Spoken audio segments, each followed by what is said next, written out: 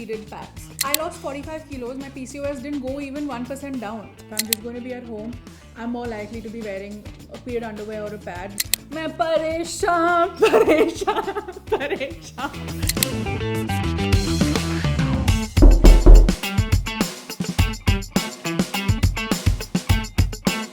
When I got my first period, I was very young. I was one of the first few people in my class to get it. I was one of the first few girls.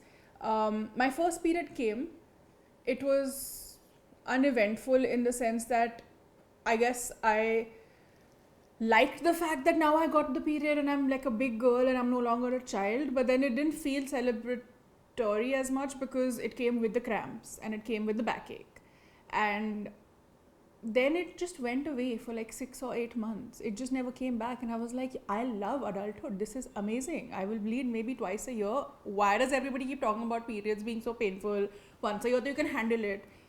But then when they came back way, way, way heavier. And then they were extremely irregular. So the second time that happened, when they disappeared again for a few months, my mom took me to the gynac because by that time, it wasn't like predominantly known that a missing period could mean polycystic ovaries. But my mom picked up on the fact that something is amiss. And she was a little bit upset about the fact that I never told her that I've been missing my periods.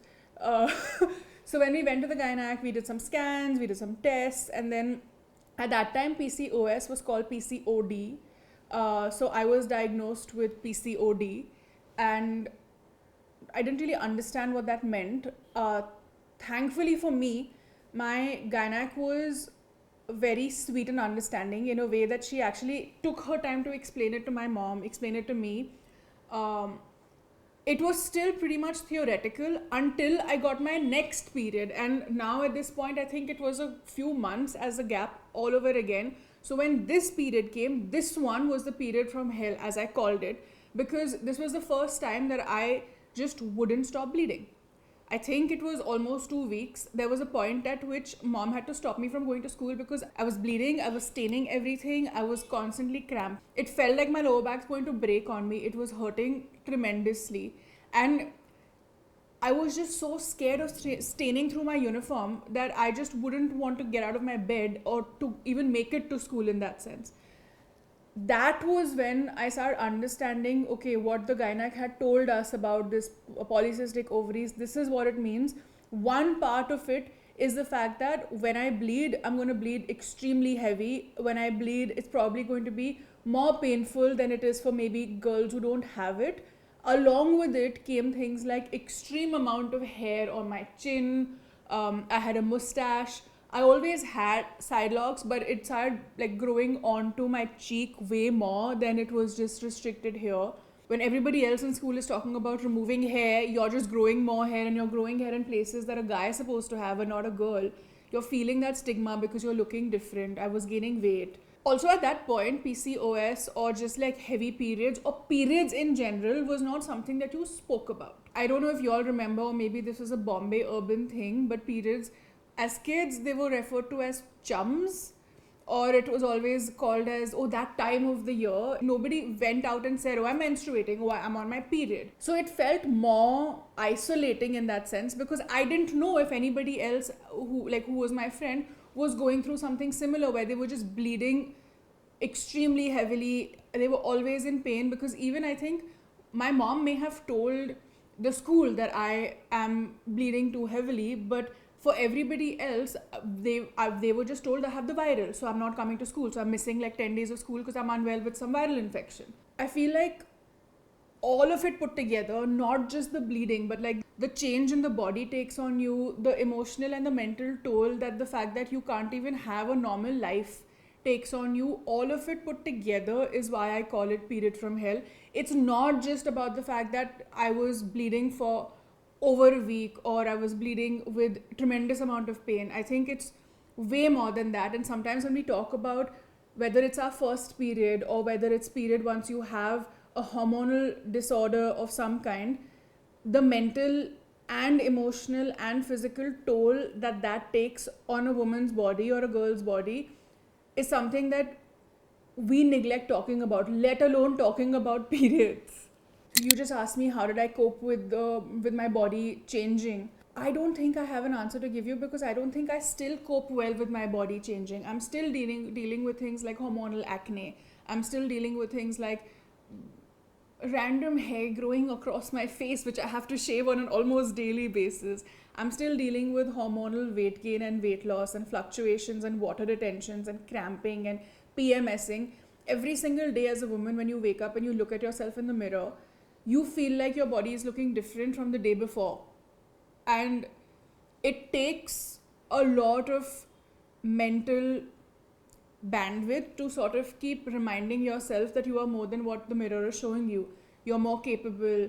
You can't define yourself by just that physicality, even when the world is only defining you by the amount of weight you've gained or the weight you've lost. So I don't know how to answer this question about how I coped with my constant change as a body. As a teenager and as a young adult at that point, I was way more of an introvert. I had literally zero amount of self-confidence in myself, and I really did not like my body. I was always wearing either boys' clothes or baggy clothes in a way that I was just hiding everything that I possibly could hide. Fashion was never something that I thought would ever be on my radar in that sense.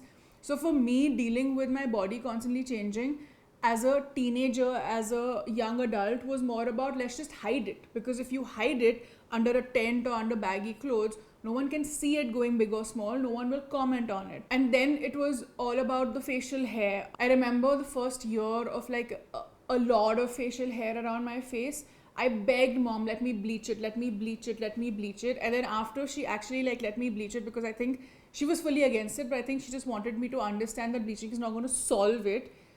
It didn't solve it. I just had a lot of bhalu hair that was sort of light brown, which was worse. So I guess at that time, dealing with changes in the body for me meant hiding. It took me a long time to figure out that hiding is not the solution, and actually dealing with the fact that I am more than what the mirror is showing me, and having my mom's support at that point to sort of explain to me that like you excel in academics, for example, you have an interest in so much more than just what you're physically looking like. That is also something that's a positive, and why don't you use that to define yourself if you are going to be using your physical characteristics and traits to define yourself? So had I not had that angelic voice of hers on my shoulder constantly reminding me of my worth, I don't think I would have even been able to reach a place where I could maybe as a 20-year-old or a 19-year-old even fathom that one day I can look beyond that mirror. Today I'm 34. Today I can give you gyan about the journey that I have gone on over the last maybe 5 or 7 years of my life, where I've become a little bit more accepting and a little bit kinder to myself. But it is very difficult to be that way when you're going through so many bodily changes. When you're getting your boobs, for example, your breast development happen around the same time that you're getting your period. You're dealing with the fact that you're getting periods. You're dealing with every other hormonal issue at the same time. Your body is changing as it's meant to, and it's very dismissive for me to just tell you that it's okay, love yourself, everything will become fine. That's just unrealistic, and I'm saying that from my own personal experience.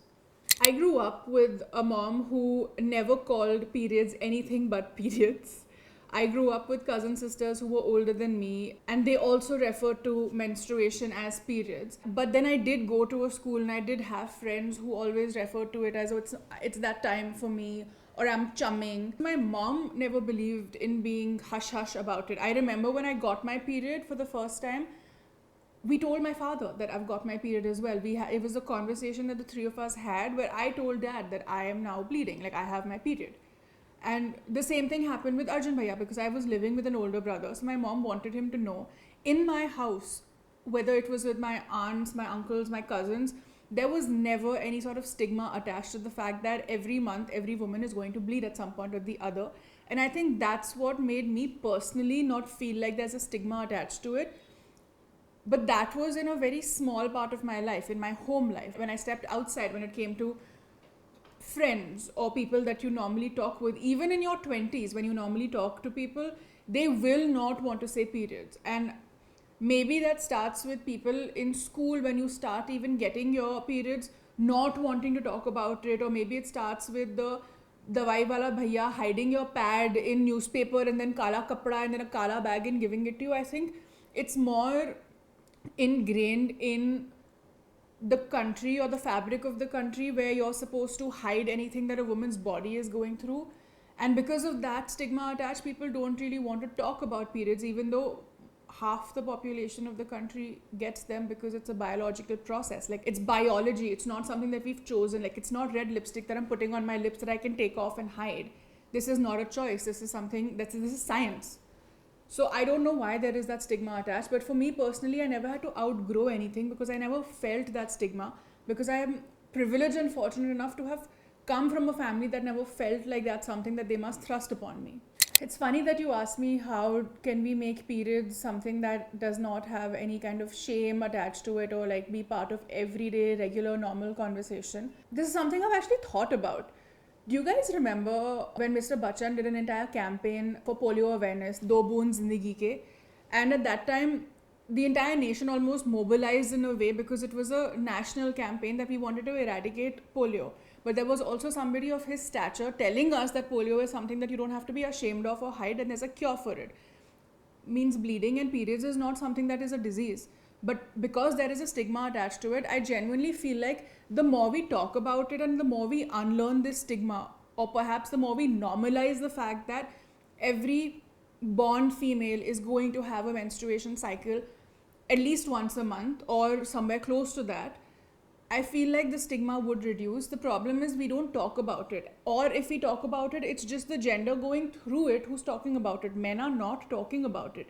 Even in school, when I had my education, when it comes to like menstrual education, like somebody came to the school to talk to us about periods and all of that, it was the girls in one room having that conversation, and I don't know what the boys were doing. Why are you separating them? Shouldn't the boys also know that girls go through something that is natural? I feel like if we have maybe a celebrity on a particular stature, or maybe several celebrities like cricket gods and entertainment celebrities from across the country, from across the regions, maybe talking about it, normalizing it. Why do only girls sell period pads in ads? Why can't it be something that is co-ed?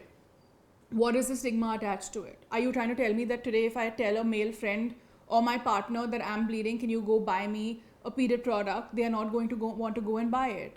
I think if we stop this gender segregation from school onwards, where we get the first education about the periods from most people, it will make a difference in not having some kind of stigma attached. Because right now you're making it feel like it's a woman's problem when it's not a problem, and it's not just centered to our gender.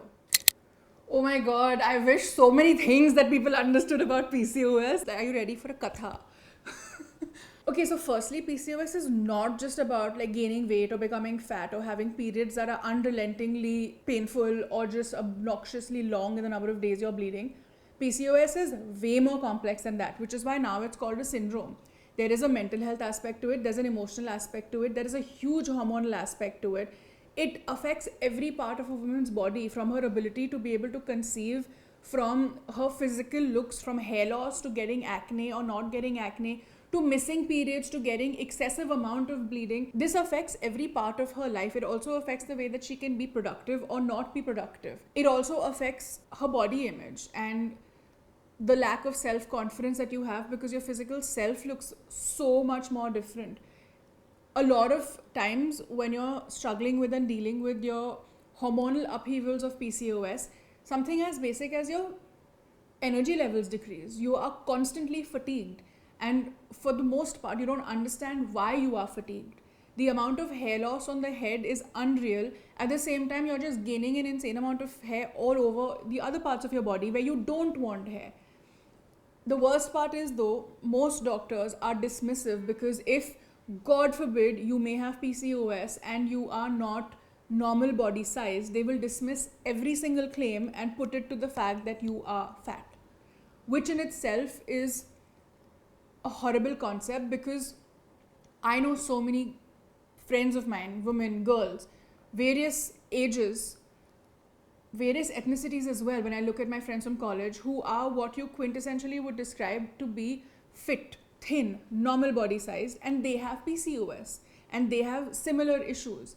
So I don't understand why PCOS is not really looked at more holistically, and I wish that would change. And I also don't understand why PCOS is dismissed as maybe like a fat person problem, or dismissed as something that, oh, if you are having inability to lose weight, you're invariably going to be like, oh, I have PCOS, so I can't lose weight. I'm sorry, it's so much more complicated than that. And what we have to deal with because of PCOS is so much more intertwined with every single aspect of our life. And I don't think people understand that, or they don't want to understand that, because at the end of the day, it's written off as only girls go through it, so why should we care? No. I lost 45 kilos. My PCOS didn't go even 1% down. Like, you know, the cyst didn't automatically disappear because I lost weight. Like the healthcare for people who don't look normal bodied on so many parameters is just heartbreaking. Dealing with heavier period cycles or dealing with hormonal abnormalities, which is essentially what PCOS also is, as I was saying, it affects every part of your life. So even when it comes to what quintessentially sometimes described as your mood, you are more prone to feeling depressed because of PCOS. Now, it's not studied enough to know that are you feeling depressed or is your mental health compromised because your physical body is not looking like what you want it to look like, or is it compromised because the hormones are playing dirty game inside your body. Something as basic as I was prescribed hormonal pills to regularize my periods. The minute I started taking them, my mental health had the worst downward spiral of my life, and my therapist was so concerned about it that she made me stop taking my hormonal pills. Those are pills that most women are given even as contraceptives, for example. Literally within 2 weeks of me stopping to take my hormonal pills, my mental health status was much better. So just from a personal experience and not talking from a scientific experience, clearly when your hormones are not at normal levels, it has an effect on your mental health. And the same way, it will have an effect on your emotional health. It will have an effect on every aspect of your body, because as a woman, we are not machines, right? Like if one part is not working correctly, it's not like the other parts can compromise and make it happen. Everything needs to be working in the way that it's meant to be working from a scientific perspective for our body to be at 100%. And if your hormones are not at 100%, it's going to affect every aspect of your life. Like I sometimes even suffer from something called PMDD, which is an enhanced version of PMS, which just makes you feel like you're unpredictable. Sometimes the emotions that come at you, sometimes the feeling that comes at you, sometimes the way your brain starts thinking and functioning and even analyzing things when you are PMSing is so much more different than when you are not at that cycular phase. And if you have PCOS, you don't have the quintessential textbook normal 28-day cycle, right? Because one of the classic symptoms of PCOS is irregular periods. So sometimes you can't pinpoint which part of the period phase, which part of your menstruation cycle you are at. So you don't even know how to predict what your day is going to look like. Are you suddenly going to see puppies on the road and start crying because your emotions are all over the place? Are you suddenly going to get so snappy because one thing didn't go your way that you don't understand why you're just shivering in rage? Of course, it's all encompassing. Oh my god, I should have thought this through. Oh my god. A memoir title about my PCOS. This too shall pass. मैं परेशान and if I'm PMSing, I feel like it'll be emotional atyachar because I don't know which way I'm going. Do you guys remember there was a song from I think Destiny's Child, I'm a survivor? I literally just start singing that to myself because I'm like, it's going to get over in a few more days. I'm going to survive this. Yeah, sorry, I'm being dramatic, but it's just, yeah, it hurts. Even Katy Perry has that song called Hot and Cold. I am literally that person when I'm about to get my period. So yeah. I know your body is changing. I know you're scared. I know that you may not have been prepared for it, but please understand and please know that there is nothing to be ashamed of. You are not different. You are you, and your body is just coming into its own because you are growing up. And as a woman and as a girl, your body was built to do certain things in its lifetime, and it's starting to sort of have those engines start running, which is why you're getting your period. There is nothing to be ashamed of. You can call your period a period. You can talk about it if you want to. You can ask questions so that you are less scared and less afraid. Please don't think you're the only one. Please don't think that you have nobody to talk about this to you. If you don't think you can talk about this with your parents or your sibling or your friends. Maybe talk to a teacher that's been kind and sweet to you. Maybe talk to an older sister who you know may have already started a period. And just please know that you don't have to go through this alone. If there is any symptom that you are going through that you don't understand, please know that you can talk about it, and there's nothing to be ashamed of. Absolutely nothing. It just means that you are growing up in a way that your body was always meant to. So when I'm on my period, I need a lot of extra care because I still have very heavy periods. One of my comfort rituals always is rewatching a TV show that is an absolute favorite, or rewatching a TV show in a way that I don't have to pay attention to it, but it's just like comforting dialogues I'm hearing. So Grey's Anatomy is one of those for me. Friends is another one of those for me. Sarabhai versus Sarabhai is a third one. So just like going and comfort binging a little bit really soothes me. Dessert, probably shouldn't say that, but like most sort of meetha, it depends on what I'm craving at that point. But for some reason, ice cream almost always hits the spot at that point.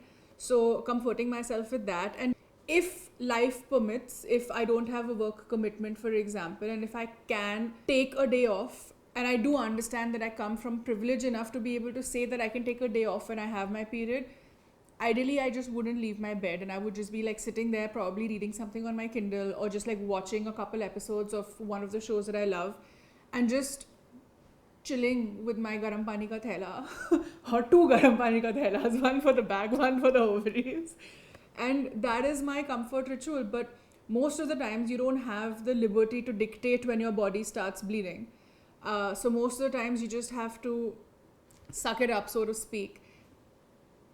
Find a way to kind of work through that pain.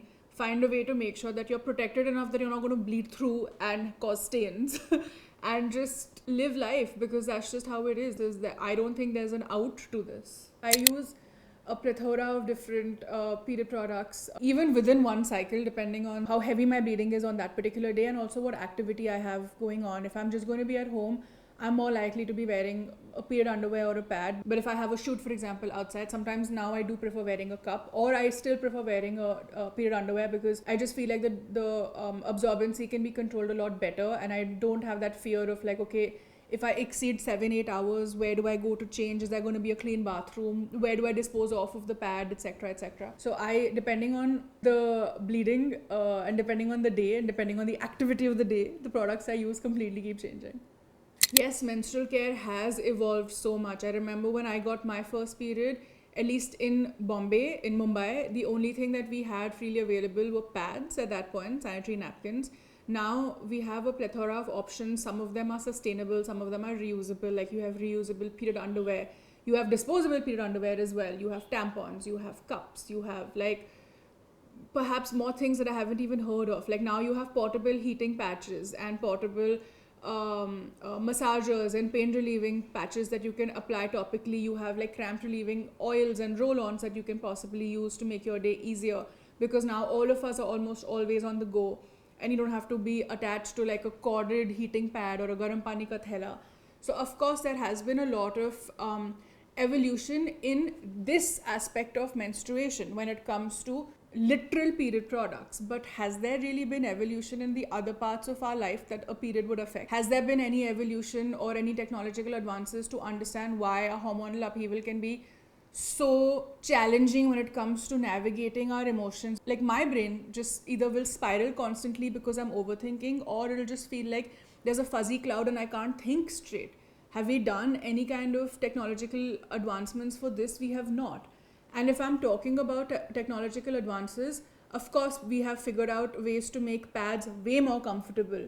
And if I'm not mistaken, in India, I think around 2018 or 2019, the government decided to make tampons and pads GST free. But have they done that for sustainable period products like period underwear or menstrual cups? I don't think so. I think GST is still charged there. For a country like India that has so many manufacturers that produce menstrual products, we still have a distribution problem. We still have an accessibility problem. We still have a problem that is to do with people not being able to afford whether they should be putting food on the table or going and buying themselves pads. Have we educated them that there are reusable products that they can buy, which will be cheaper in the long run for them, much more hygienic? No. Has that thought of sustainable, reusable period products gone deep into our country where it possibly could change lives, where people still use things like paper and hay? No, it hasn't.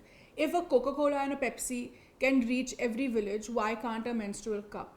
But I think it also goes beyond that. Have we made enough technological advances to understand how do we create more hygienic bathrooms, or just provide bathrooms and sanitation to parts of our country that don't have it? We've not made advances there. We possibly have a long way to go, because also for a girl or a woman in a village that has maybe a shared bathroom that she's sharing with several people, she's not going to be comfortable probably using that bathroom, and she's on her period. There probably is so much more stigma attached to people from those economic statuses. Have we used any sort of our technology to sort of address those issues? Unfortunately, we haven't. And the length and breadth of our country is such that change will be slow. But I think it all boils down to the fact that there still is so much stigma attached to the fact that girls bleed and girls have a period. And if we stop having that stigma, perhaps if it becomes a national campaign or a government led campaign where periods is normal, like if they could have national campaigns for like to have milk every day, or like to have eggs every day, or for polio eradication, of course there can be some sort of care taken to make sure that menstruation does not have a stigma attached. A lot of other countries do this, if I'm not mistaken. A lot of countries, at least in places like schools and hospitals, have free sanitary pads and tampons, etc. available. In our country, we don't even have that. Have we made technological advances to maybe make the cost of period products a lot cheaper, for them to become a lot more accessible, hence be able to be distributed for free? No. I didn't mean to go on this rant. I honestly didn't think I would. I honestly thought that I would stop at the fact that, yay, we have sustainable products now. But while I was talking to you, I realized that in a country like India, it's not about having the product, it's about every level of our country, every woman in every socio-economic category, and in every tier 1, tier 2, tier 3, tier 4 city, town, village, having access to something as basic as a pad or a tampon or a cup or a period underwear. And I don't know why this is affecting me as much as it is, but the truth of the matter remains, doing as much technological advances as you want to have those available options isn't enough if people who actually need access to it can't afford it, or don't even have it available in their village. Although the other thing that I feel like, whether it's brands, whether it's the country, whether it's just us as humans in general, haven't figured out is, why do we still go by the textbook 28-day rule period cycle? Like, most women are not going to be abiding by that 28-day cycle, so you're making most people feel like they are anyway not normal, because maybe they're bleeding on a longer cycle, maybe they are missing their period. So also, I think the advances that perhaps brands need to do by maybe funding more research is changing what is considered status quo at this point. I don't think that 28-day period cycle should be something that is touted as the thing that everybody should aim to have as a period cycle. I'm not sure how healthy that is. I also don't know how much time, money, or effort brands actually put into researching the ingredients that go into things like making pads. Today we do have sustainable options available, for example, when it comes to having cups or period underwear that are reusable. But how much plastic does get used when if you're using a disposable product like a tampon or a pad? What is going inside the pad that is actually causing the blood to be absorbed? Is that good or bad for the environment? How are we disposing of a sanitary pad in a hospital when they are doing an operation or they're taking blood? There's a particular way to dispose of products that have blood in it. We as women bleed literally almost every month, and we dispose it off in the same kachre ka dabba that everything else goes in. Is that sanitary? Is that good for the environment? Is that good for the planet? I'm not sure if brands are even thinking on those lines to make any of those kind of judgment calls, but maybe they should. Wow, I had no idea that every share of this video is going to have one Serona menstrual cup be donated to a woman in need. I think that is phenomenal. I think that is one step closer to helping attain some sort of equality in terms of period care, but that's just a very small step. And I think there's so much more that we as individuals can do beyond what perhaps brands are doing as well. Maybe giving the Didi that works in our house access to period supplies when she needs it, or when her daughter needs it, or when her sister or her sister-in-law needs it. Because I feel like sometimes these small acts of kindness that start from our house have as much of an impact as something as powerful as what Serona's turning out to do as well. But I think this is great because in a way, on earth that we currently inhabit and in the world that we currently live in, we all need to be making the shift towards reusable products, whether it is something as a reusable water bottle or a reusable sanitary product. Any woman would approximate probably like 20 to 30 years of her life bleeding. That's a lot of disposable plastic going in if we continue only using things like tampons and pads. So I'm glad that if we start early on with the girls who are getting their first and second periods now and make them comfortable enough to use something that is a lot more sustainable, perhaps it will be something that's good for the environment as well as good for them. If men had periods, there would probably be like paid leave at any given point. If they had periods, there would probably be the most like technologically advanced way to mitigate any sort of discomfort or pain that happens during a menstrual cycle. They perhaps even would have figured out a way to not have constant bleeding, like literally put it on ice until you want to have a baby and then you start. I feel like they would have done some sort of technological advances for that to take place. Also, I feel like if men had periods, they would be a lot more empathetic as a gender and maybe have a little bit higher EQ. I know I shouldn't generalize it, but I think sometimes they don't know how to relate to things that we're going through because they have literally nothing to relate it with their own body, because they don't go to as much of an extreme with emotions or with their hormones as we do. Not to make this into a joke, but I do genuinely believe in, as heartbreaking as this sounds, world over, that if men had periods, there probably would have been a lot more research and funding going into understanding hormonal health, going into understanding menstruation, menstrual health. But most importantly, if men had periods, I don't think there would be a stigma attached to the fact that there is something called a period.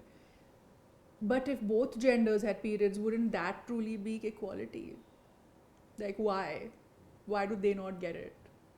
My instant reaction to this was an absolute 100% yes, simply because I don't believe in there being a stigma around a conversation about periods, about menstruation, about products to use when you're on your period, for example, as well. But honestly, what made me want to say yes to this, beyond just always loving to talk about my PCOS journey and my journey about my periods, and I'm very like gung-ho in that sense, I love the fact that every share of this video is going to result in Sirona donating a menstrual cup to a woman in need. And I think that is extremely powerful, because this is not just one of those social media activations where you're bartering gyan. Here you're actually doing something that's changing somebody's life for the positive and for the long run, because this is one cup that she can perhaps use for years to come without having to worry about buying a period product in that sense. So yeah, the fact that you can share this video and help somebody in need, and of course the fact that I do genuinely feel like not enough people talk about period health, not enough people talk about the emotional, mental aspect of having PCOS or just having periods in general, and why it's always considered to just be a very woman oriented or it's a physical body oriented issue. I just feel like if I have a voice or an opinion, may as well use it.